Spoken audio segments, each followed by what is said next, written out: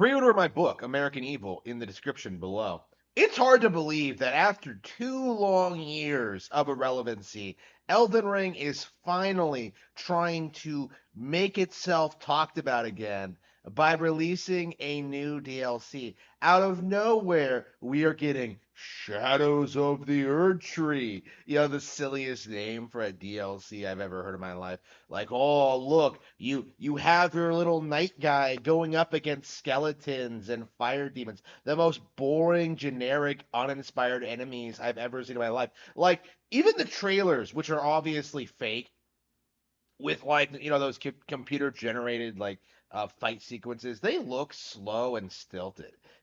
Like you see a guy just swing a sword and you just do like the stupid Dark Souls roll thing and just get out of the way. It's just like, how exactly is this supposed to be fun? Like, how exactly is this supposed to be interesting? Like, when you look at, like, when you compare this to Tears of the Kingdom, where you see things like those crazy vehicles and the skydiving and just like some of the enemies you'll be encountering, like, the difference in quality is straight up astounding, right? And obviously that was the case from the get-go. Breath of the Wild, a 2017 release, stomped Elden Ring.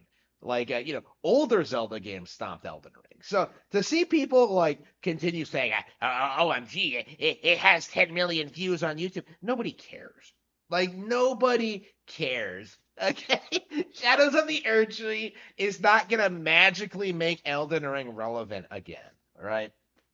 It's not magically going to save FromSoftware from what's coming, right? It's not magically going to become good because Namco Bandai released a trailer, okay? Like, it's not going to be that big of a deal. And you can already kind of see that, right, in the community. It's kind of shocking, really, how little discussion there is regarding the Elden Ring DLC, because Elden Ring is played out. It's boring. It's uninspired. Like, the only time you ever hear anybody talk about it at all is when they're trying to damage control the crashing video game industry. Like, whenever someone tries to bring up how we haven't gotten any good games over the past 10 years. What about Elden Ring? Yeah, Elden Ring is an example of what people are talking about when they say that gaming is stagnant and boring, if you're not a Nintendo fan, right?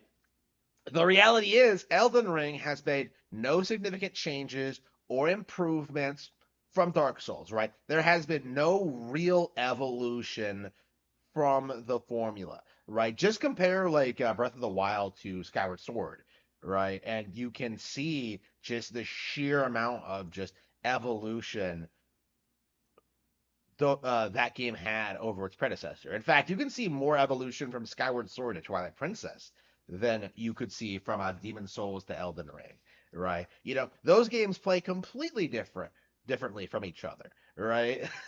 And lots of people cope and seethe about it. Like, again, Skyward Sword, much like Tears of the Kingdom now, that game was heavily disregarded by gamers when it first came out, but it was very, very ill deserved, right? And over time, the game began to build a very dedicated audience who love it and respect it for what it is, right? Same with Wind Waker, same with Majora's Mask.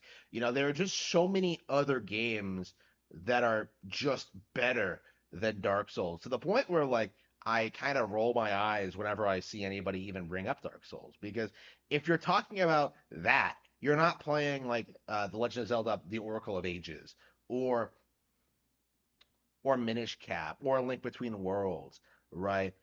Or Triforce Heroes, all of which are way better than anything From Slop has ever put out, right? Again, you guys are getting excited over a DLC. Oh, this will save Elden Ring. Like, and again, a big thing I've been seeing for the community is just the denial of Tears of the Kingdom's continued success, right? This is like the big thing I think that really motivated me to make this video, is just seeing how many Elden Ring YouTubers are still in denial that Zelda has stomped their beloved franchise into the ground, and there will be no recovery from this. Like, going forward, I think it's been very clear that Nintendo has the ability and the capacity to innovate and evolve their Zelda formula, right? Like it's crazy how Tears of the Kingdom takes place in the same setting as Breath of the Wild, and yet it has such wildly different mechanics and such a wildly different plot. It really does come off like a completely different game, you know? Like they Tears of the Kingdom, Breath of the Wild are nothing alike. Meanwhile, like FromSoft is just throwing out the same game over and over and over again, just hoping that they can continue their age of fire perpetually, right? You know how like Gwyn is like desperately trying to keep the flame going, to keep his relevancy strong because he's such a big believer in his brand. That's basically the Dark Souls fan base, right? They're desperately throwing more Dark Souls games into the flame to try and stoke it. They're making Armored Core to try to do something to keep people from noticing how repetitive and derivative all of their games actually are. Right? They're trying to trying to send out all their player bases on all these Dark Soul quests to try and like continue this age of stagnation. They are desperate to try and keep themselves relevant in an industry that is well on its way to moving on from it, right? If anything, I think if Dark Souls existed in a industry that was actually healthy and actually had like real variety when it comes to software and software development from a lot of different like high quality developers, like Dark Souls would never ever been relevant, right? Like Dark Souls really is a formula that should have been improved on a long time ago, and we still haven't seen it yet. Like it's just if anything, like indie games are already putting out better Dark Souls than FromSoft is, and that's not really something that like the audience likes to admit to itself, but it is true, right? Like I have a very low opinion of Miyazaki and the FromSoft formula and the audience and just everything they do to try and just deny reality, in this regard. Like FromSoft took an entire year, like 2 years, to develop this DLC. Like, meanwhile, Nintendo is well on their way to putting out like new Zelda games or putting out like new games in general, right?